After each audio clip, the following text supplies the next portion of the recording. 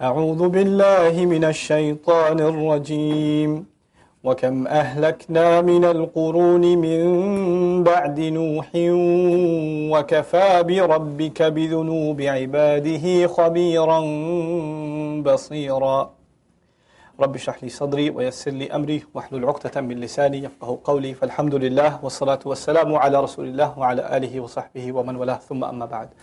Assalamu alaikum wa rahmatullahi wa barakatuh.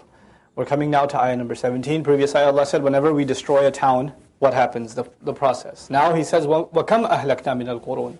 How many towns have we already destroyed? مِنْ بَعْدِ نُوح. From even much after Nuh, or ever since Nuh, you can say. وَكَفَى بِرَبِّكَ بِذُنُوبِ عِبَادِهِ خَبِيرًا بَصِيرًا. And your master, especially when it comes to the sins of his slaves, has full knowledge and is in full view. I want to share something with you about Khabir and Basir. Khabir is someone who has news of something. Basir is someone who sees something, right? Now, if I say I got the news, you know what I heard? There was an accident in so place and so place, right? I have news, but I didn't what? I didn't see it.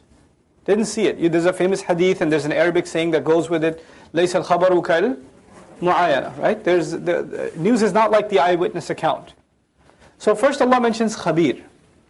Allah has full news of what the slaves did. But then He takes it a step further and says His news is based not on what He heard from somewhere else, but His news is based on the direct witness account. So Basir, Khabiran, Basira. There's another element to this. What happened already you don't see. What happened already you know. What is happening now you see. So by capturing, the word Khabir captures destructions of nations of the past. Allah knew all along the sins of those who came much before. But what does He still see? What's going on right now? He saw those, but in the present sense also, Allah is enough as a witness, as someone who sees the sins of His slaves. مَنْ كَانَ يُرِيدُ الْعَاجِلَةَ. Whoever prefers to rush, al-ajila, the ism fa'il, fa'ila, right? In the meaning of the masdar. Sometimes the fa'il, the ism fa'il, if you add a ta marbuta to it, comes in the meaning of the masdar. And that's from Quranic times, back in the day too. Man kana yuridu al-ajilata. Whoever intends the rushed one, and the benefit of using the ism fa'il is it can serve as an adjective, like a sifa. Other mawsuf that hasn't been mentioned. Yani al-hayat al-ajilata. You know, al-ujur al-ajila, early compensations, worldly compensations, etc. Okay? عَجَّلْنَا لَهُ فِيهَا. This is also a really powerful principle of how Allah decides what kind of life a person will live, what kind of opportunities they will take advantage of, whether they'll get higher up in the world or they're going to be a loser in life, in the worldly sense. What does it amount to? Whoever wanted the quick, meaning worldly life, عَجَّلْنَا لَهُ فِيهَا. We rush it then for him. مَا نَشَاء. Whatever we want, لِمَن نُرِيد, for whoever we want. In other words, everybody who aspires to be a millionaire doesn't become one. But we expedite their process for some of them, whoever we want among them, and we open those doors for them, and for some we don't. ثُمَّ جَعَلْنَا لَهُ جَهَنَّمَ. Then we install for him hellfire, Jahannam. يَصْلَاهَا. He will be cast in it. Yasla is a fi'il lazim, which means he'll be cast himself, almost sounds passive. مَذْمُومًا. Madhmoom comes from dham, to be condemned for something evil or despicable. Madhmoom, the one worthy of condemnation.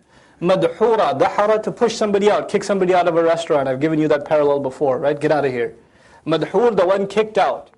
The one kicked out. Or in this case, kicked in, meaning kicked into paradise. Like you know, you're not just entered into prison, you're kicked into prison. So this is madhmuma, madhura. وَمَنْ أَرَادَ الْآخِرَةِ.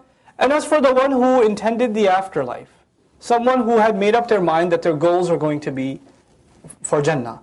وَسَعَى لَهَا سَعْيَهَا. And then he made efforts. Sa'a. Sa'a, to rush, to run. That's why the running between Safa and Marwa is called what? A sa'i, the running, right? Sa'a laha, he rushed for it. Sa'yaha. Now, grammar students, you know, when you add the maf'ul mutlaq, maf'ul tawqid, then you say sa'a laha sa'yan. Right? Sa'a laha sa'yan. Kataba kitaban. Nasara nasran. Like that. But you don't see sa'yan, you see sa'yaha. So the idafa is added. وَمَنْ سَعَى لَهَا سَعْيَهَا. The ha is for the akhirah. It goes back to the akhirah. And what it means is he made an effort that truly is the effort worthy of the akhirah. The effort of the akhirah, the running of the akhirah, sa'yaha means he didn't just put effort towards it, he put an effort recognizing what it's worth, what it really is. He truly valued that effort as he would value the akhirah. What Allah is saying here is, there's the true believer who really intends the akhirah, his efforts correspond to his conviction of what he's going to get. If you're really convinced you're getting big rewards in Jannah, your efforts are going to be corresponding accordingly. Your laziness is going to disappear accordingly. وَهُوَ مُؤْمِنٌ, and at the same time he remained a believer, he held on to his iman. فَأُولَٰئِكَ كَانَ سَعْيُهُمْ مَشْكُورًا. Then those people, it's kind of like, أُولَٰئِكَ is isti'naf, it's the first mubtada. Then كَانَ سَعْيُهُمْ مَشْكُورًا. Their efforts have always been much appreciated. Mashkura, thanked, acknowledged, appreciated. Allah Himself acknowledges the efforts of the one who makes these kinds of strides for the akhirah. May Allah make all of us from them. Kullan, every one of these groups. In other words, what two groups have been mentioned? People who work towards dunya and people who work towards akhirah. Kullan, numiddu ha'ula'i wa ha'ula'i. We are extending for these bunch and these bunch. We're allowing both of these to go on and let the games begin, basically. Numiddu, we've allowed the timer to run, and we've extended their time. These and these. Min ata'i rabbik, from the grant of your master. Meaning that time that we have to earn the akhirah is a grant from Allah. وَمَا كَانَ عَطَاءُ رَبِّكَ, and also min ata'i rabbik means we have extended our means to them. In other words, the mu'min will find a job, the kafir will find a job. The mu'min will have a house, the kafir will have a house. They've both been given some things. But they've both been granted from the granting of your master. وَمَا كَانَ عَطَاءُ رَبِّكَ مَحْظُورًا. A believer shouldn't think only, the good thing should only come to the believers. The kuffar shouldn't be enjoying any blessings. This believer shouldn't be enjoying any blessings, because Allah says the blessings and the giving, the grants of your master have never ever been, and they will never ever be mahzur, from hadara.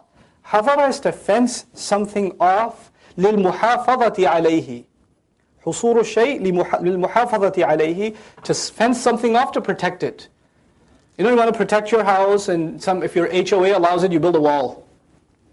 That was like my dream when I moved to Texas. I'm going to get a house with a giant wall.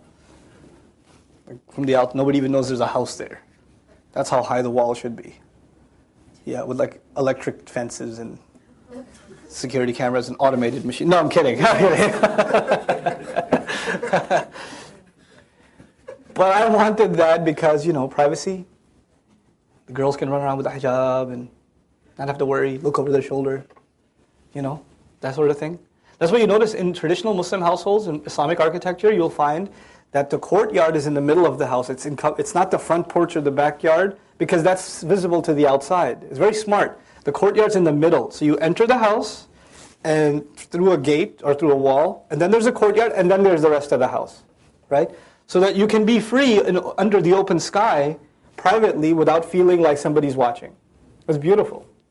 Anyhow, كُلًّا نُمِدُّ هَؤُلَاءِ وَهَؤُلَاءِ مِنْ عَطَاءِ رَبِّكَ وَمَا كَانَ عَطَاءُ رَبِّكَ مَحْظُورًا. The favor of your master, the grants of your master have not been fenced off. In other words, they haven't been denied to anybody. Well, you're going to protect others from getting the favors of Allah? Don't you think that anybody is denied access from Allah's grants?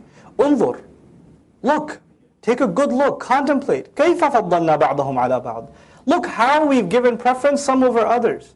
In this world, aren't people in different economic scales, different opportunities, different educational capacities, different competencies? Allah has given some more than others.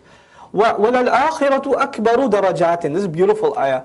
And the akhirah, for sure, the afterlife absolutely is even greater in terms of darajatin. Now the normal qa'idah, the normal principle of grammar is that when you add a tamyiz, it's mufrad. So you say, وَلَلْآخِرَةُ أَكْبَرُ دَرَجَةً. Right? أَكْثَرُ مَالًا أَعَزُّ نَفَرًا أَحْسَنُ تَأْوِيلًا. You always find the mufrad. You always find the singular. Here you find أَكْبَرُ دَرَجَاتٍ. This is actually a balaghi play on words. It's a very eloquent play on words. How does it work? If you say akbaru darajatan, which is what the ayah doesn't say. Daraja means what? Anybody know daraja? Rank. And daraja is opposed to daraka, higher and higher rank. Daraka, lower and lower rank. Remember daraja, go up the stairs. Daraka, come down the stairs. Right? فَإِنَّ الْمُنَافِقِينَ فِي الدَّرْكِ الْأَسْفَلِ. Okay? Now if you say daraja, the akhirah is greater in terms of rank. In other words, there's one ranking system. This is rank number 1, this is rank number 2, this is rank number 3, rank number 4, rank number 5. Allah says the akhirah is even more vast in terms of multitudes of ranks. In other words, one person has a high rank in salat, but a low rank in understanding. So you're not graded on one thing, you're graded on multiple things. You know how in sports they have these complicated stats, free throw average, steals, defense, this, that, the other. There's multiple skill sets that are being graded. And in some you rank the top, and in some you rank the bottom, and in some it's ranked out. It's kind of like that. We're multiple darajat we're going to be scaled on. It's not one thing. It's not one thing. That's why, we're supposed to meet a bare minimum in all of our expectations. But if Allah has given you a gift in something, if you find that Allah has given you a gift in something, instead of pretending to be humble, you should exhaust your gift for good. Like exhaust your gift for good. You're not as good as others in certain things. Maybe your patience, maybe your dealings with people, I don't know. Maybe there's some things you have a problem with. You're not very good at. You're supposed to be. You meet a minimal standard. You're not like a shaitan in dealing with people, but you're still kind of rough around the edges. Maybe you shouldn't work in customer service, that sort of thing. Right? Maybe government job is better for you then. Possibly the post office. Right? But in any case, there are some other things you're very good at. There are other things, for the sake of Allah, you're an excellent writer. You're an excellent writer, and you have the ability to write, very creatively, or very, very well. You don't tell yourself, well, I'm not even a nice person to others, how can I write something? You don't do that, because your intentions aren't for people. Your intentions are, what gift Allah has given me, I should exhaust. I should give my best. And I should acknowledge at the same time my shortcomings. So the good I do, it shouldn't, in my mind, erase the flaws I have. Those are other darajat. But I should try to do more and more good in whatever gift Allah has given me, so in Allah's sight, it covers for some of my other flaws. The real problem happens when you take your good and you think in dunya it should cover your other flaws. That's a real problem. Right? So if I, for instance, I'm lazy, I'm very lazy, but I'm a good teacher, then, my teaching should cover for my laziness, or my anger, or my whatever. No, it doesn't cover for it. But you're hoping with Allah Azza wa Jal, whatever shortcomings you have in other areas of life, and Allah knows them, and it's an open book, hopefully these extra things I'm trying to do, or this additional exhaustion I'm trying to make, hopefully it'll be appreciated. وَكَانَ سَعْيُهُمْ مَشْكُورًا. It'll be appreciated. انظر كيف فضلنا بعضهم على بعض وللآخرة أكبر درجات وأكبر تفضيلا. But tafdeel is one thing. Darajat are different. Tafdeel is another. Tafdeel is preference. And so the akhirah is a greater distinction of who gets preference and who doesn't get preference. لا تجعل مع الله إلها آخر. Don't associate, don't place alongside Allah any other entity worthy of worship or obedience. فَتَقْعُدَ. Then you will remain sitting. Qu'ud means you were standing and you sat down. Qu'ud also means to stand around. You know when somebody stands around? What does somebody stand around? They got nothing to do. Qu'ud also means to sit around and not get any work done. Just sitting around. What you doing? Chilling. On the couch. That's it. That's qu'ud. That's qu'ud. When you you're working and you sat down for a second and you got back up, that's not qu'ud, that is what? Julus. That's julus. Now, فَتَقْعُدَ. Then you will remain sitting. Meaning you will miss out on life. You'll be on the sidelines of life. You'll be benched. You will be benched. And what will you end up being? مَذْمُومًا. Condemned in the end. مَخْذُولًا. Deceived by a friend. Or what you thought was a friend. Khadhul came up before. Khadhul is one of the words used in the Quran for shaitan. Okay, كَانَ الشَّيْطَانُ خَذُولًا. Khadhul means someone who pretends to be your friend, gives you advice, and at the hour of need, he disappears. You find out his true colors when it's too late. That's khadhul, the useless kind of friend. Makhdhul is the one who got conned by that kind of friend. It's the ism maf'ul, the victim of that con. you will find yourself, your entire life, you'll chill. The one who does shirk is going to just sit back. He's not going to realize that anything's wrong. Life is going by, day and night are going by, no sense of urgency, and all of a sudden he finds himself in a position in the akhirah, madhmoom and makhdhul. وَقَضَى رَبُّكَ أَلَّا تَعْبُدُوا إِلَّا إِيَّهُ. Hibr al-Ummah Ibn Abbas radiallahu ta'ala anhu, the ink of the Ummah, the scholar of the Ummah, says this passage we're about to enter into is the Qur'an's equivalent of what was revealed to Musa alayhi salam in the Torah, the 10 Commandments, that's famously known. So this is the Qur'an's version of what was revealed to the previous Ummah. You know, thou shalt not worship none any but God, thou shalt be good to your parents, etc., etc. This is the thou shalt passage. And it's so powerful, subhanallah. وَقَضَى رَبُّكَ. And this is mentioned in what surah so beautifully? Bani Israel. Bani Israel. And these essential commandments are mentioned. And Allah already said before, what does He do? He destroys nations. What did He say before? You are going to, Bani Israel, you're going to cause a lot of corruption. How many times? Twice. Then He comes back to these commandments. Why? Because if you lose these commandments, you will end up causing a lot of corruption. When you don't respect these commandments, then society will be destroyed. These are the foundational rules for a healthy society. We saw the early rules for a healthy society in Surah An-Nisa, social laws, right? Social laws. You would call this the ethics, the moral laws, the moral principles of a Muslim society. And of course, all morality starts where? First at the individual, then spreads to the family. The primary individual obligation, وَقَضَى رَبُّكَ أَلَّا تَعْبُدُوا إِلَّا إِيَّاهُ. Your master declared that you will not be enslaved to anyone except He exclusively. إِيَّاهُ وَبِالْوَالِدَيْنِ إِحْسَانًا. And especially when it comes to both your parents, you will exhibit the best possible behavior, إِحْسَانًا. Now, أَن تُصَرِّفُوا أَن تُعَامِلُوا بِالْوَالِدَيْنِ إِحْسَانًا. To behave with your parents in the best possible way. When the verb isn't even mentioned, it highlights the urgency of the matter. Good to parents, you hear me? Good to parents. Instead of saying what? Be good to parents. You better behave well with parents. No mess, what do you call it? No trouble. No trouble. Is that a sentence? No trouble? No. All it is a threat and a warning. And notice, Allah went from Himself, the fundamental relationship between me and my master. He didn't mention prophets, messengers. He didn't mention anything else. He went straight from master to what? Parents. وَبِالْوَالِدَيْنِ. And with both parents, with both the parents. إِحْسَانًا. Have I shared with you the difference between and walida before?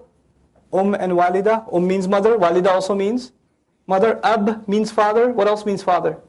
Walid. Which phrase is used? Walidain. Not abawain. Not abawain. Walidain. Walid means the one who physically gave you birth. Your actual biological parents. Whether they're nice people or not, it doesn't matter now. The only condition Allah put in the ayah is they're your biological parents. Whether you have a nice relationship with them or not, whether they understand you or not, whether they hate your Islam or not, whether you get along with them or not, none of that matters. None of that is a condition here. Or if they were nice to you and they were participating in raising you, you could use ab and Those are softer terms, where they did their part. Whether they did their part or not doesn't matter. Just like with us and Allah, there's this unconditional relationship. The next unconditional relationship is وَبِالْوَالِدَيْنِ إِحْسَانًا. Then the other thing, to worship none but Allah is the starting point of Islam. Isn't that true? What's the highest point you can reach with Allah? Ihsan. The starting point with parents is ihsan.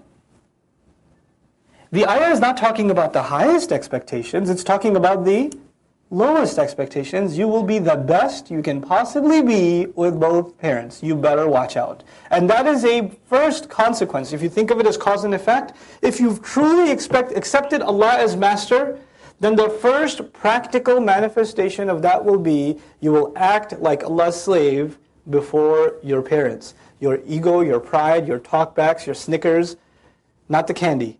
Your rolling of the eyes, all of that will disappear because you have to have the best possible behavior before your parents. This is probably one of the hardest commandments in Islam in 2012. Maybe it wasn't harder before. Maybe it was a society that all around was a society of respect. Maybe it wasn't a society that injected like drugs into people individualism, where their primary concern is themselves, where they don't have a concept of what it means to respect an elder, and on top of that, what it means to respect a parent. Maybe they were never raised on that concept. I mean, some of you guys went to school. I didn't go to elementary school here. I went to elementary school in Saudi, and then a little bit in Pakistan, and then I came here. When I came here, one of the most shocking things, beyond the obscene clothing in high school and the foul language, which I didn't even know what it was.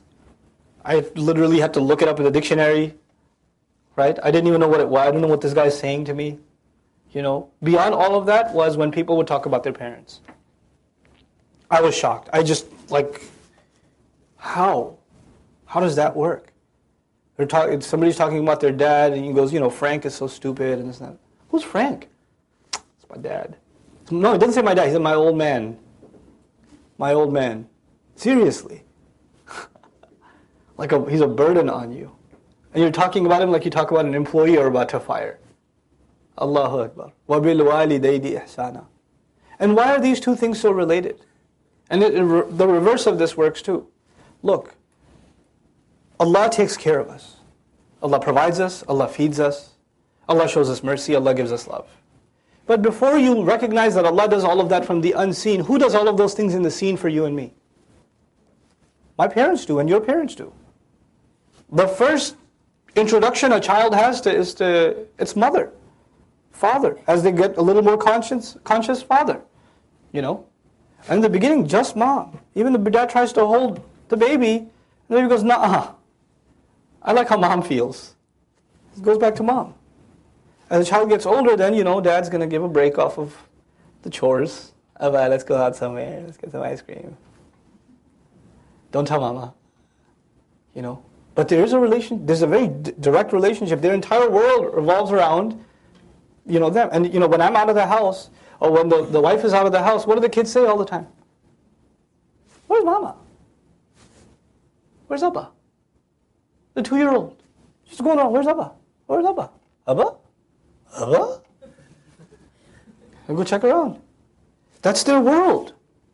Now, if you can't learn to appreciate your parents who are in the seen, then it's only logical that you're going to have a hard time, really hard time, appreciating Allah who is in the unseen. It's a direct correlation. Our inability to show gratitude and show appreciation to the most direct favor of Allah, our parents, has something to do with our inability to pray on time, our inability to make dua sincerely, our inability to cry in salat. They're directly related. وَبِالْوَالِدَيْنِ إِحْسَانًا. This ayah is not about the rights of parents. It's about the rights of parents when they get difficult to deal with.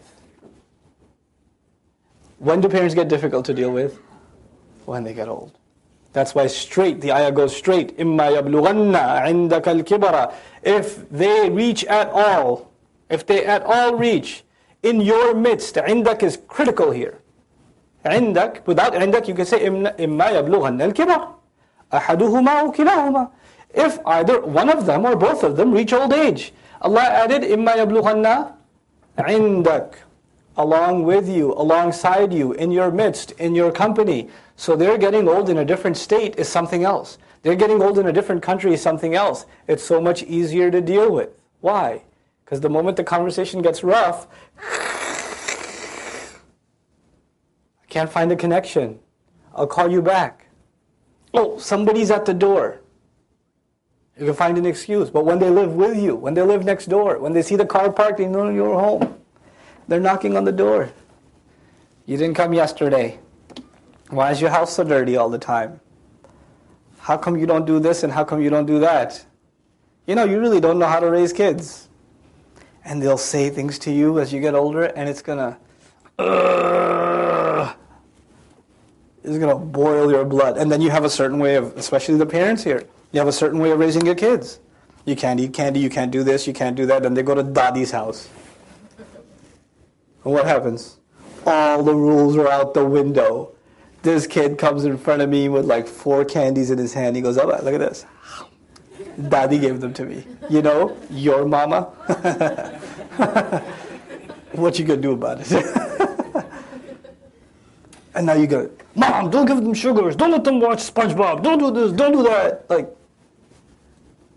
when you're around them, especially when they reach old age, and by the way, when they reach old age, they try to do the things that will press your buttons the most. They get really good at that. Sometimes they can do it on autopilot.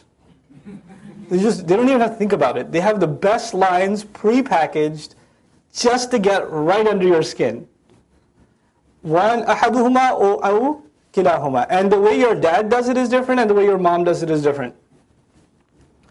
If your mom's in a bad mood, watch out. I mean, your dad's always in a bad mood. But if your mom's in a bad mood, she can say some rough stuff. Whew. And even dad just goes the other way. He just goes for a walk or something. It's like, I can't deal with this one. Or the worst is if he tag teams in with your mom. Your mother's right. Listen to your mother. Whatever she said, I didn't hear it, but you listen. Now, in the face of all of that, especially when they reach old age, you know what happens? The other thing is with you and me, we are becoming more and more independent at an earlier age. That's, again, a byproduct of individualism, right? We want to be up by ourselves. We want to have our own room. You know, we want to have our own friends. Where my brother's not invited in my friends group. My sisters can't be. No, these are my friends. You go away. This is my room. These are my toys. This is my computer. This is my iPod. You shouldn't touch it. There's this really closing off yourself from everybody else kind of thing, right? And the first people kids start to shut off is who? Parents. Friends start replacing parents. And then the more you don't talk to your parents, the more you start thinking they don't get you. They don't understand you. Whose fault is that? I mean, you could say it's both ways, but I'm telling you, as children get older, and you and I as we get older, we stop talking to our parents. Under the assumption they just won't understand. And you know what happens then? They see it as disrespect. He never talks to me. He doesn't think I'm worth anything. He thinks he understands everything. I don't know anything. And so now I don't talk to him and I don't talk to her, and they're frustrated. And then when I do talk to them after a while, they've been building that frustration in their head for some time. They've been thinking in their head, I used to change your diapers and now you're going to tell me how to live life? Who do you think you are? What happened to you? I used to carry you on my shoulder and lose my sleep all night. I took you to doctors. You used to kick me in your sleep, and I still used to pat you down to sleep. Now you're going to tell me? You're going to deal with me in this way? All that frustration's built, so when you go to visit them after a month, what happens? Kablui. All of it comes out in one shot. And then you're like, I'm just trying to be nice. I thought I'd give you a visit. And you just slam the door and you walk out. SubhanAllah. That's modern Islam for you. You know? We have to fix our relationships with our parents. Number one priority for all of us. Especially the married folks. Because it takes an effort to make the time. It takes an effort to make the time to call, to make the time to visit, to take the time away from other obligations, to not get into the family politics. Oh, you're going to your mother? When are you going to be back? What'd she say about me?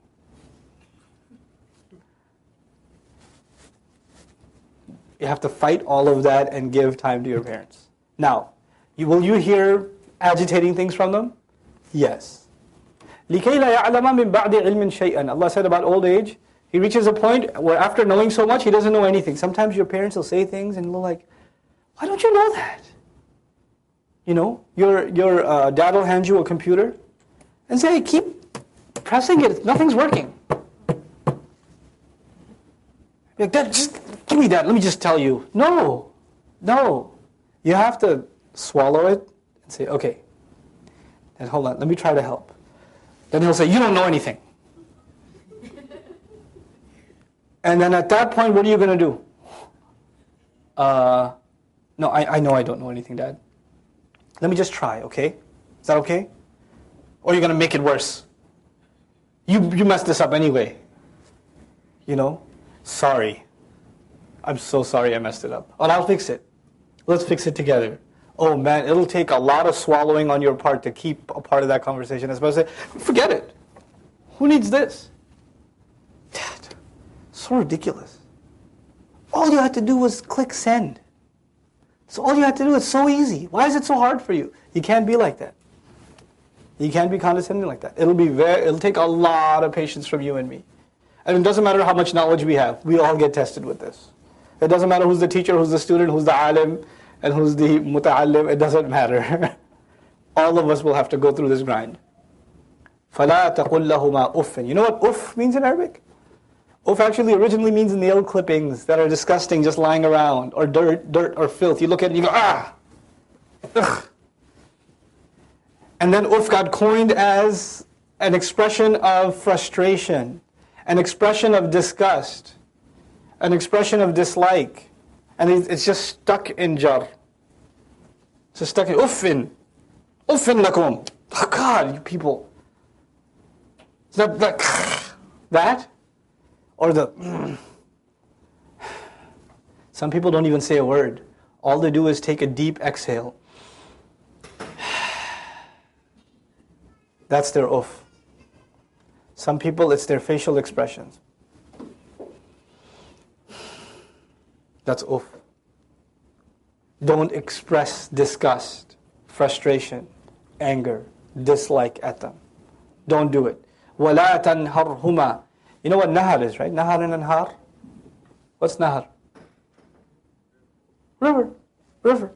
Nahara, the verb in Arabic, nahara yanharu, nahran, is for something to splash really hard. Like, if you splash water in your face, nahartuka. It slapped you in the face. From it you get scolding. Because a scolding to the one who's receiving it feels like what? Like they're being splashed. And by the way, you know why it's said like that? Because the one who's yelling at the top of their lungs is spitting out. They're literally splashing too. Okay? وَلَا تَنْهَرْهُمَا الزَّجْرُ الشَّدِيدِ يعني. Don't scold them. Don't raise your voice at them. Don't talk back at them. Don't snap at them. Don't lose it around them. وَقُلْ لَهُمَا. And at the same time speak to both of them قَوْلًا كَرِيمًا, in noble, gracious speech. Speak to them in graceful, noble terms, showing them the ultimate respect. وَخْفِضْ لَهُمَا. We're still not done with the parents. Lower for them, خَفَضَ, lower. وَخْفِضْ لَهُمَا جَنَاحَ الذُّلِّ. Lower for them the wings of powerlessness, الذُّلِّ, weakness. A bird has the ability to fly. I explained this to you in Divine Speech. A bird, yes, does have the ability to fly very well also, but I meant fly. Okay? A bird has the ability to fly. And it raises its wings when it flies. But when it lowers its wings, it's saying, I'm going to land anyway, even though I have the power of flight. It's not just humility that's being talked about here. It's humility despite having the power to not be humble. There's a difference. Someone who doesn't have any power, when you get pulled over by the officer, you're humble. I'm so sorry, officer, I didn't realize I was going 75. I just can't believe I did that in a school zone. You'll be humble before you're hauled off into jail. But you're in a position where you have no power. With your parents, especially when you get older, maybe you're the breadwinner in the household. Maybe they've retired already. Maybe you're in the position of authority. Maybe you're the one that they come to for advice. Maybe you're taking care of all the bills. Maybe you're taking care of all the paperwork, all the taxes, all the health care, all of this, all of that, all this other stuff. You're in the position to, hey, why are you talking to me like this? I'm the one that's taking care of everything. Lower your wings. I know you got wings. Just pretend you don't have them when you're dealing with them. Just be what you were when you were 10, when you were 8. Just be that. وَخْفِضْ لَهُمَ جَنَاحَ الذُّلِّ.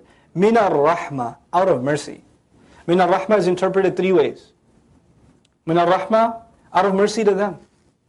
Show them mercy, they're reaching an old age. Min al-Rahma, because of the mercy they showed you. You were a lot more obnoxious and a lot more agitating than they will ever be. and you showed them a lot less love than they will ever show you. They will show you way more love. By the way, you will have all kinds of problems in life.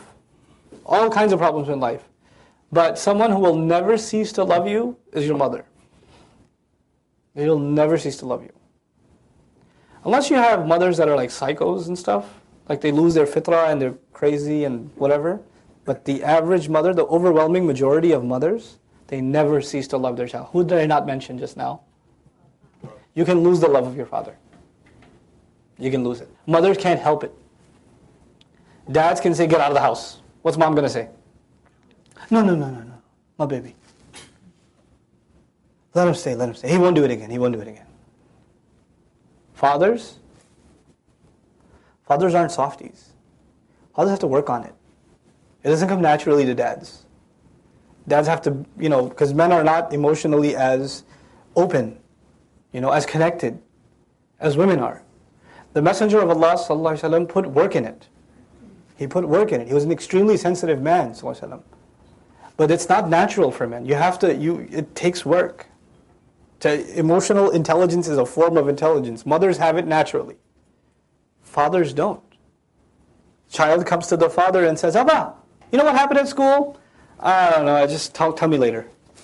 You know how much that hurts? And the mother sees him, what does she do? Okay, you tell me what happened?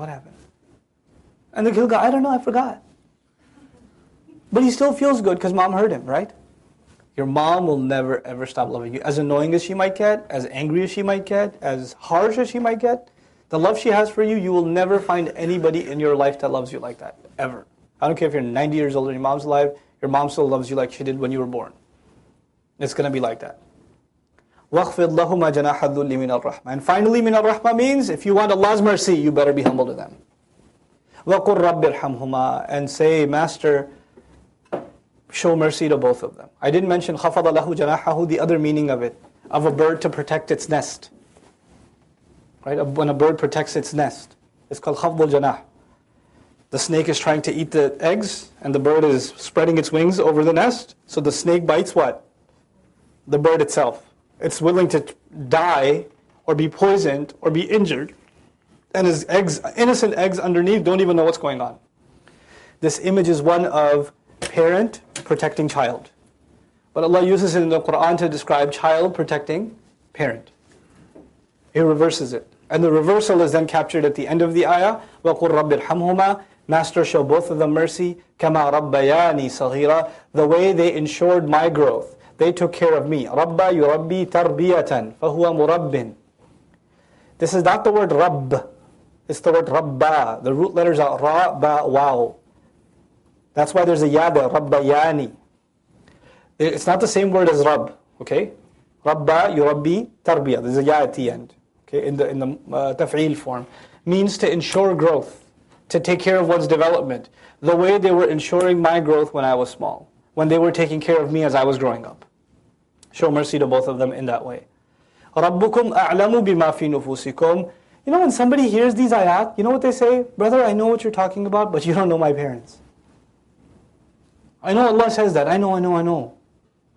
But you don't know. My mom, she's so mean. I don't know what to do. What does Allah say in the next ayah? Are you going to tell me I don't know? رَبُّكُمْ أَعْلَمُ بِمَا فِي نُفُوسِكُمْ. How timely. Your master knows better what's in your heart, what you have inside of you. He knows your situation. Don't worry about that. إِن تَكُونُوا صَالِحِينَ. If in fact you are righteous, and you're the innocent party, Allah knows. فَإِنَّهُ كَانَ لِلْأَوَّابِينَ غَفُورًا. Then He has always been, for those who come back from a long journey, extremely forgiving. It's a very powerful word, awwab, Abba. Abba. Some say that the word Ayyub, for Ayyub a.s. comes from this. Okay? Awwaba in Arabic is to come back from a long journey. When you go on a long journey, and you've made it 800, 1,000 miles out, and then you realize you should head back. You realize I came the wrong way. I need to go all the way back. Are you as motivated to turn back and go? Or are you exhausted and you figure, I don't know, maybe I should just move here now. I got all my stuff. I brought everything here. I came all this far. Might as well just, it's too much work. Dallas it is. Feels like that, doesn't it? Awab is someone who went on a road to sin. And they went far. They went really far. And when they look back, they realize they've traveled thousands of miles in sin. You know, when you realize how far you've come, you start thinking, what's the point of even trying to go back? I'm not going to make it all the way back. Allah says, those that will try to make that journey, that long journey back, He will be, especially for them, He'll be extremely forgiving. He wants those people to take that long journey. At least try. فَإِنَّهُ كَانَ لِلْأَوَّابِينَ غَفُورًا. And it's mentioned particularly in the case of relationship with parents. So you and I are thinking, man, it's been years I've been messed up to my parents. We've gone way too far down that road. The damage is way too beyond fixable. It can't be, nothing can be done about it. Allah says, actually, I know you've traveled far. Just head back and let me give you an incentive. I'll forgive you.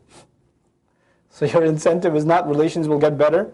Your incentive is Allah will forgive. Allah changed our motives. It's very powerful. Well, and now we're going to move to the rest of the family. If you can do that with your parents, then dealing with the rest of the family gets easy. That's easy. Because the rest of the family, you see them as often or no? You're as obligated to them or no?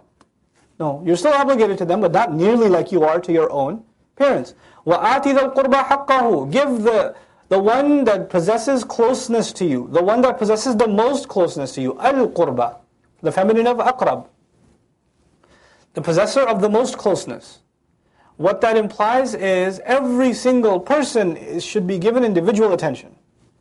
Every sibling, every grandparent, every child, every uncle, every nephew, like individually you should think about them. Dhal qurba. He didn't say, Ati dhawil qurba huquqahum. He made it individual.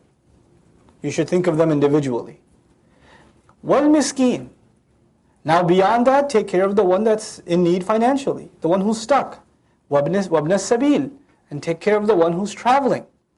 In the middle, the son of the road, literally. The son of the road, the son of travel means the one who's traveling all the time and you know he's not from around town, take care of him. And then he adds, وَلَا تُبَذِّرْ تَبْذِيرًا. Give each of these individuals their right and don't spread the seed all around. Badhara in Arabic means to take a seed and just throw it.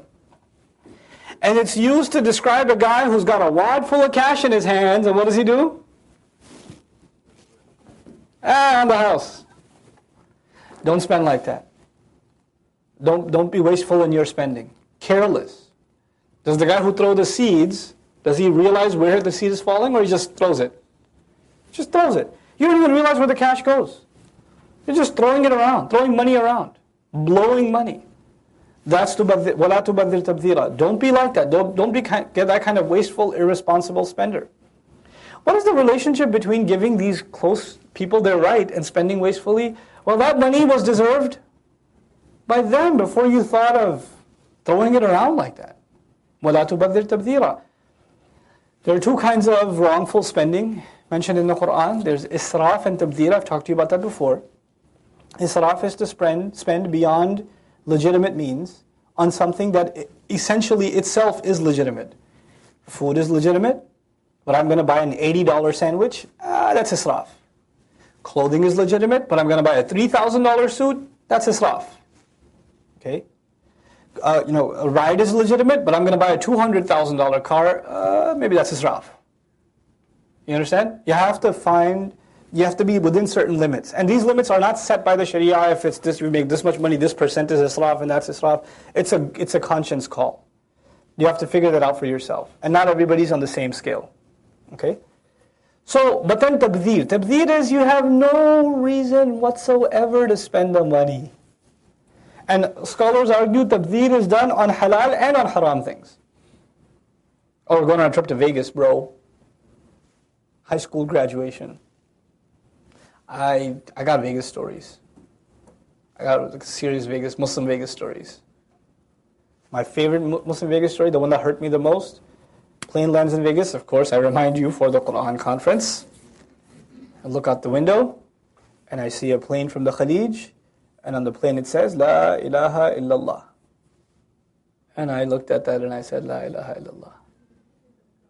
It's hard to give benefit of the doubt. I don't think they were coming to the Quran conference. It hurts. It just hurts.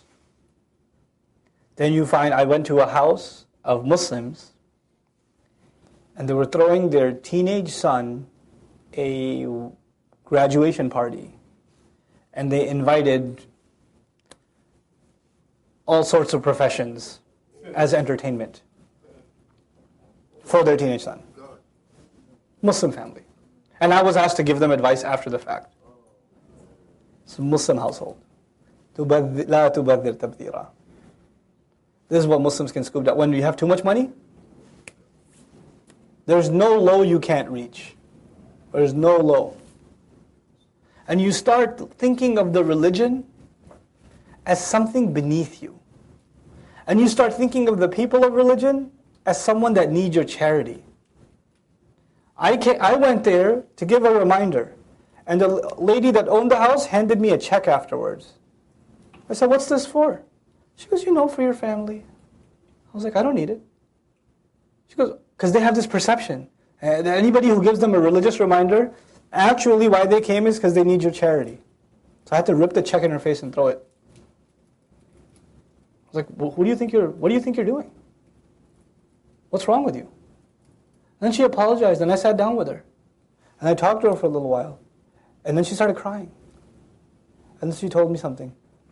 She said, "I have a question for you." I was like, "What?" She goes, "What if you don't want to go to Jannah?" And I said, "Come again? You don't want to go to Jannah? Why don't you want to go to Jannah?" She goes, "I love this house too much. I don't want to leave it." It was a beautiful house. It was. The dining table seats 30. It was one of those mansion things. They had an artificial waterfall as a pool. It was pretty baller. But, man, to reach that state, that's a product of tabdhir. Tabdhir. Allah says, إِنَّ الْمُبَذِّرِينَ كَانُوا إِخْوَانَ الشَّيَاطِينَ. No doubt those who engage in tabdhir, those who engage in wasteful, illegitimate, irresponsible, reckless spending, they've become the brothers of shayateen. وَكَانَ الشَّيْطَانُ لِرَبِّهِ كَفُورًا. And no doubt about it, shaitan has always been excessively disobedient, excessively ungrateful to his master. I want to share with you, why are they brothers of shayateen? There's some insights by some ulama on why Allah mentioned that the people who spend so much are brothers of shayateen. One of the agendas of shaitan is إِنَّمَا يُرِيدُ الشَّيْطَانُ أَنْ يُوقِعَ بَيْنَكُمُ الْعَدَاوَةَ وَالْبَغْضَاءَ فِي الْخَمْرِ وَالْمَيْسِرِ. In one means, shaitan's agenda is to instill among you animosity. Shaitan wants animosity to exist among people, and one way he does that is alcohol and gambling. But that's just one of his ways. His agenda is still to instill animosity. And another way to instill animosity is to get the lavish, the wealthy, to show off their wealth. So it builds, as I mentioned before, hatred among the poor. A social disconnect is created. A class society is created. Where when they have, and this actually happens where I come from in Pakistan, you'll have the head of the village, public servant, sure. He'll have his daughter married, and he'll decorate the entire village. He'll have food served for 1,000, 2,000 people. Like fresh food being made all over the place. He's got like 300 employees just for the wedding. And every one of those employees has 4 daughters, 5 daughters, 3 daughters. And they can't get any of them married because they don't have the money. This one wedding could have got the entire village married, and then some. Aren't they going to hate their employer? He's throwing it all away like this. More than half the food's being thrown away. Aren't they going to develop a hatred like, why? Why is this happening? إِنَّ الْمُبَذِّرِينَ كَانُوا إِخْوَانَ الشَّيَاطِينِ وَكَانَ الشَّيْطَانُ لِرَبِّهِ كَفُورًا وَإِمَّا تُعْرِضَنَّ عَنْهُمْ. Now the thing is, your conversation goes back to close relatives. Maybe the close relatives came to you and they asked, you should give yourself. That's what the ayah said. وَآتِ ذَا الْقُرْبَى حَقَّهُ. But maybe they came to you. It's that bad that they had to come to you. Now is that an embarrassing situation, they came to you? Yeah. Or maybe you're in a situation that you don't wastefully spend, but you don't have a lot of money yourself. You're really in a tight spot yourself. What should you do? If you have to ignore them, turn them away, if you were to ignore their request or not be able to acknowledge their request, ابتغاء رحمة من ربك ترجوها, in your own pursuit of a mercy from the Master that you're hoping for. In other words, you're in a tight bind yourself. So they come and ask you, and you basically have to say, I can't. I'm in a problem, I'm in a bind myself, I'm hoping Allah would show me some mercy myself. Then what should you do? فَقُلْ لَهُمْ قَوْلًا مَيْسُورًا. Then speak to them in a word that is easy. Let them down easy. Sit them down, give them some hope. Say, I'm in the same situation as you. Inshallah ta'ala, we'll both pray and make dua. We have to have trust in Allah. Like I don't have it. Come on. You know I'm in trouble myself. Why are you putting me in this position and slam the door? You take it, you let them down easy. And you make that an opportunity to share hope with them. The other meaning of the ayah, ابتغاء رحمة من ربك ترجوها فقل. In other words, if you yourself are in pursuit of Allah's mercy that you're hopeful for, then the way to guarantee yourself that mercy is you better let them off easy. The way to do that is to speak to them in a soft way. وَلَا تَجْعَلْ يَدَكَ مَغْلُولَةً إِلَىٰ عُنُقِكَ. Don't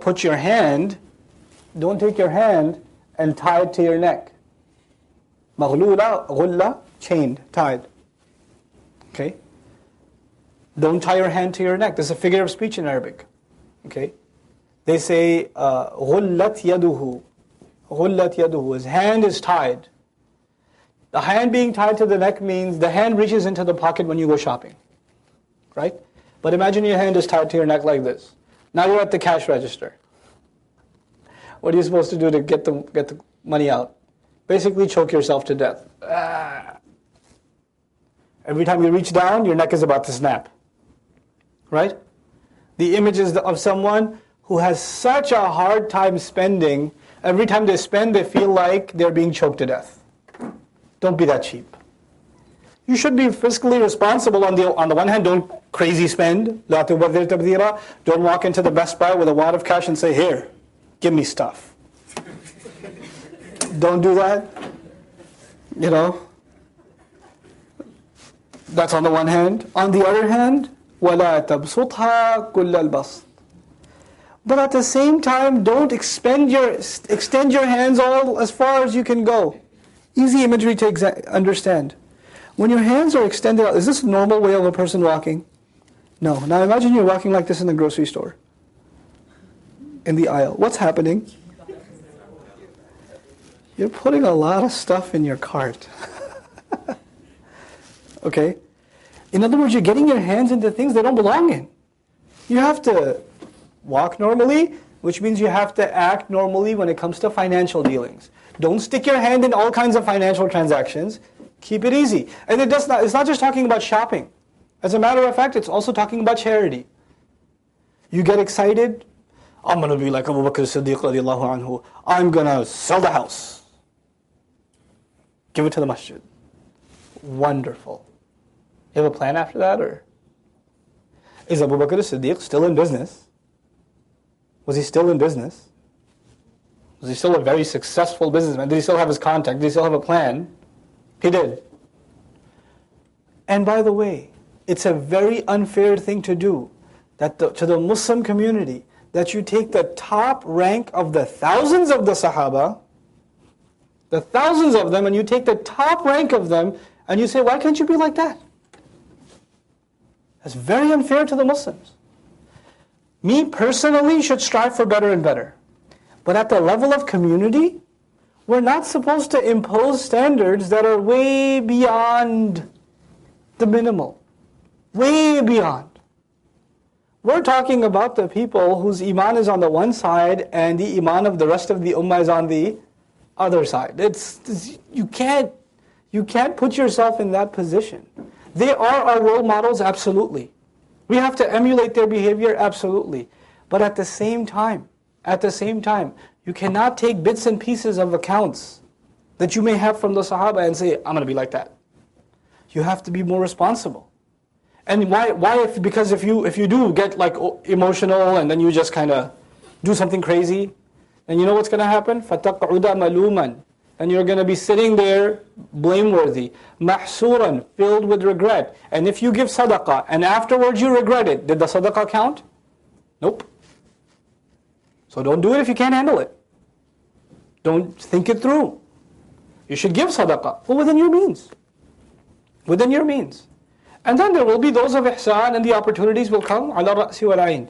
But I tell you, don't be, and I've talked to you about this before, the idea of, encouraging Muslims to give in sadaqah, give charity for good, noble causes is critical. I mean, our institutions have to survive somehow. But to emotionally manipulate people by telling them that their iman is in jeopardy if they don't give, and how will they make it to Jannah? That's a little shady. And you have to become smarter people than that. Give to good causes, not because you went to a fundraiser. Give to good causes because they're good causes. Give to good causes because you can. And that's the other side of it. Muslims should be financially responsible enough that they should know the masjid is a huge service. And they should have a chunk of their income that's dedicated to the masjid. It's a part of what made their life better in a community.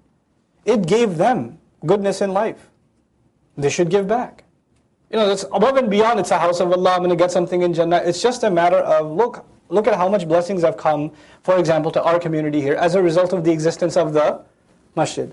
Whether you agree with the administration or not, or the programs aren't going to your expectation, none of that matters. At the end of the day, we're getting something out of it. A lot out of it, as a matter of fact. Right? So it's just a matter of being fair. You should give back. That's the maturity of the public. And the maturity of the administrations is to not use the religion and religious motivations to hold people hostage at programs. It's not fair. And it takes away the respect for the ayat and the ahadith and these motives and the profound legacies of these Sahaba. Wallahu a'lam. Inna rabbaka yabsutu rizqa liman yasha'u wa yaqdir. No doubt your master, he's the one who expands the rizq. Very beautiful ayah that ties this subject together. No doubt about it, it's your master that expands the rizq. Meaning when you give somebody, you help somebody out. You start thinking, I helped him out, he should be okay now. It's not up to you. It's not up to you. When you give somebody, it may be that they find themselves in the same jam like 30 days from then, 20 days from then. And you say, I helped you out, your problem should have been all solved. What happened? Allah says, Allah is the one who expands the rizq. You giving sadaqah didn't expand anybody's rizq. You're not in charge. وَيَقْدِرْ, and He calculates it, He holds it back. إِنَّهُ كَانَ بِعِبَادِهِ خَبِيرًا بَصِيرًا. No doubt about it, He has always been, especially when it comes to His slaves, owning full news and in full view. Speaking of financial responsibility, وَلَا تَقْتُلُوا أَوْلَادَكُمْ خَشْيَةَ إِمْلَاقٍ. Don't kill your children out of fear of bankruptcy. أَمْلَقَ is actually not bankruptcy, the verb. أَمْلَقَ الدَّهْرُ مَا لَهُ. Time destroyed his wealth. Imlaq actually means the danger of destruction. Imlaq is not the destruction of wealth itself, it's the danger of it. So a good translation would be, do not kill your children out of the fear of your wealth being destroyed. Out of the fear of the danger of your wealth being destroyed. Now, fears of the future. And the heinous crime of killing children is mentioned. I don't know, I haven't entered into the subject, but it is a socially important subject, abortion and contraceptives and birth control. So many countries are advocating for birth control. Now there are environmental groups that are saying where the population of the world is increasing way too fast. I say I have a solution for that. Marriage solves the problem. Because the rate at which illegitimate births are increasing is faster. SubhanAllah. You want to control the population? Just promote nikah. The moment the sense of responsibility comes into people, guess what? That's what nikah is, right? It's a responsibility to maintain a household. The moment that comes, population control. It'll work out, But anyway, the legitimacy, of contraception, and then there's the debate about abortion, etc., that's going on in the West. And actually, Islam has something to offer these things, and inshallah, our fuqaha will enter into these issues in a way that's relevant to the rest of the world too. Because these aren't just Muslim problems anymore, these are world problems. And Quranic solutions aren't just Islamic solutions for us, they are world solutions. And these ayat, as a matter of fact, are Makki. So the primary audience is everybody. It's not restricted to Muslims. It doesn't say, Ya ayyuhalladhina amanu, la taqtulu awladakum. Just says, لا تقتلوا أولادكم. It didn't restrict the mukhatab in any way. It didn't restrict it. نحن نرزقهم وإياكم. We're the ones that provide them, meaning the children. Because it's a fear of the future associated with children, the children are mentioned first. وإياكم, and we provide you as well. إن قتلهم, no doubt their killing, كان خطأ كبيرا, has always been a huge, an enormous mistake. So the two main crimes against the individual in Islam, murder and zina. One after the other. And actually in the Quran, they're interchangeable. So one time Allah mentioned zina first, and then murder. And the other time Allah mentioned murder first, and then zina. Because zina is spiritual murder. It's the murder of your soul. Fornication, adultery. That's when your soul dies. So Surah Al-Furqan, towards the end of Surah Al-Furqan, you find zina first, and qatl second. You know? And then here you find qatl first and zina second, as though they're both capital crimes and they're very, very serious. One is the physical death of you. The other is the what? The spiritual death of you. وَلَا تَقْرَبُوا الزِّنَا. Don't even go near zina. He didn't say لَا تَقْرَبُوا الْقَتْلِ. But he said لَا تَقْرَبُوا الزِّنَا, which is a more dangerous problem. Zina.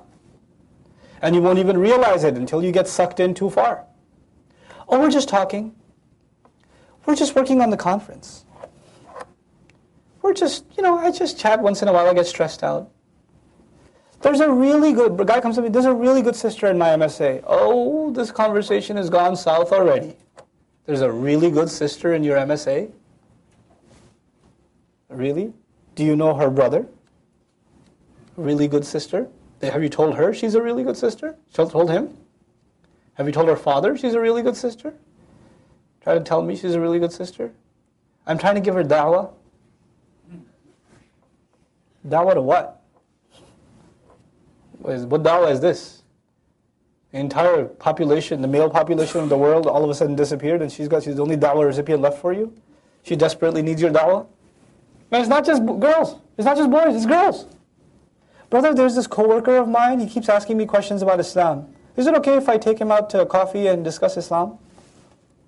Really? I don't think he wants to discuss Islam, lady. Wake up a little. There's plenty of places he can get Islam from. Can you have some common sense?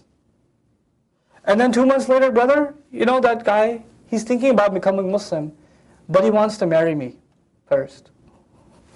Oh, what a shock. I had no idea what was going to happen. I thought he just wanted the correct aqidah. And all of a sudden he just said, hey, you're a righteous sister, you brought me to Islam, you could, teach me everything then. Don't go near it. There are certain lines drawn in our religion. Don't go near them. You have to control yourself. You have to restrict yourself. لا تقربوا الزنا. And it all starts with social lines not being respected. This entire conversation began with taking care of the family, didn't it? Parents, then extended relatives. When the family bonds are strong, you have respect for family. When you have respect for family, you know what it means that somebody spoke in an inappropriate way to one of your sisters, to one of your cousins. It'll burn. And when you know that burn, then you will say, no, I shouldn't do that to any other family. Because you have respect for your own family that gives birth to your respect for other families. So when you see that girl, you don't see her, you see she's somebody's daughter. She's somebody's sister. For all I know, she could be somebody's wife. I don't know. So I just have to, keep myself, in control. This is a very powerful teaching of our religion that's being lost. And you know why people don't feel like it's a problem? Brother, you sound like I can't control myself. I can handle it. I'm all right. It's no big deal for me. Remember what I told you in the story of Adam alayhi salam? فَلَا تَقْرَبَا هَذِهِ الشَّجَرَةِ. Then what? فَتَكُونَ مِنَ الظَّالِمِينَ. There's no فَلَا تَقْرَبَا هَذِهِ الشَّجَرَةِ وَإِن تَقْرَبَا لَتَأْكُلَا. If you go near it, then you might be tempted to eat it, then you got a little close, then you might eat it, then don't go near it, and if you get near it, next step, you'll be the wrongdoers. Like there's no steps in between. Allah says, basically He tells us, there are certain things when you get close to them, close is bad enough. The rest will take care of itself. Just like once you enter the gravitational field of the earth, then gravity does the rest. Just like that. So you have to draw a line around it. A lot of Muslim cultures taught us to draw those lines. They're not Shari'i principles, they're not necessarily legal Islamic principles, but they're inspired by Islam. Talk to the girl's family, parents should meet. There are certain things we put in place. You know why we put them in place? Because it protects us. You can't say, oh, where's the hadith that the parents should talk about, blah, blah, blah. Where's the ayah? Dude, this is all inspired by la taqrabu. Just don't go near it. Find a safer way. Find a more respectable way.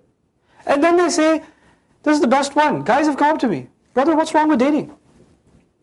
How can I marry someone I haven't even gotten to know her? You must not really know what marriage is. You barely know your wife after 10 years. Barely. Like, oh, now I know one thing about you. And she'll say, I still don't know you. I don't know what you are. Absolutely. And you think going out on a movie with somebody and sitting and talking to them in a restaurant, now you know who they are? No, you don't. What kind of delusional world do you live in that you have that idea?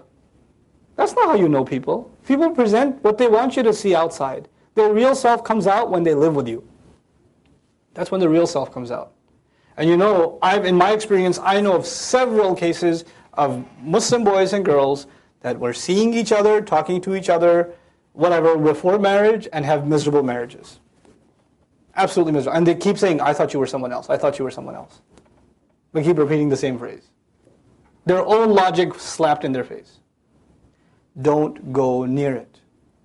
Allah didn't say, La tazinu, don't do zina. He said, don't go near zina. There are certain things that will lead you to it. The zina of the eyes, the zina of the tongue, the zina of the hands, the zina of the feet. Just watch yourself, and especially the eyes. Because it's a road. It's a road that leads to a bad place. So Allah ends the ayah, says, إِنَّهُ كَانَ فَاحِشَةً. It's always been a shameless thing. It's not like it's a societal thing right now and it'll be out of phase or whatever. It's always been there. And then these anthropologists argue, no. Marriage is a human construct. It wasn't always there. And we say, actually, it's as old as humanity itself. أُسْكُنْ أَنْتَ وَزَوْجُكَ. It's not a human construct. كَانَ فَاحِشَةً. It's always been wrong to do it. وَسَاءَ سَبِيلًا. And what a horrible path it has been. Now وَلَا تَقْتُلُوا النَّفْسِ. Once again. And don't kill any person. الَّتِي حَرَّمَ اللَّهُ. The one that Allah has sanctified. إِلَّا بِالْحَقِّ. Except with right. Now, I want to share with you a logical continuation between zina and murder also. Twice murder is mentioned, right? One of the children, the bond of family, then the other aspect of family, the spouse supposed to be legitimate. But if there is a society of zina, you know what happens? You stop seeing another individual as another soul that Allah honored. You just see it as a piece of flesh. That's how you see another human being. The value of human life goes down when zina increases in society. And when value of human life goes down, what kind of crime is more likely now? Murder. Zina leads to murder. The crime of zina degrades human beings. And once human beings have been degraded, what's the big deal? They call them nowadays crimes of passion. Right? They give them cute names. Oh, this is heinous crimes. وَلَا تَقْرَبُوا الزِّنَا إِنَّهُ كَانَ فَاحِشَةً وَسَاءَ سَبِيلًا. وَلَا تَقْتُلُوا النَّفْسِ. Don't kill any individual. الَّتِي حَرَّمَ اللَّهُ. The one that Allah sanctified. Allah gave dignity to. The dignity here, the tahreem here is important because in the previous ayah, not staying away from zina ensures dignity of the human being. And Allah dignified the human being to begin with. إِلَّا بِالْحَقِّ. Except with just right. Just right is, they murdered, you take them to due process, court, trial, etc. وَمَنْ قُتِلَ مَظْلُومًا. And whoever had been killed wrongfully, فَقَدْ جَعَلْنَا لِوَلِيِّهِ سُلْطَانًا. Then we have made for his guardian an authority. We have placed an authority for his guardian, his family. فَلَا يُسْرِفْ فِي الْقَتْلِ. Then he shouldn't go overboard in the killing either. In other words, you kill a member of my tribe, I will wipe out your entire tribe. And there won't be any tribe left. People won't even know there was a population here. فَلَا يُسْرِفْ فِي الْقَتْلِ إِنَّهُ كَانَ مَنْصُورًا. No doubt about it, he will be aided. He is one that has been helped. In other words, the help of the state, the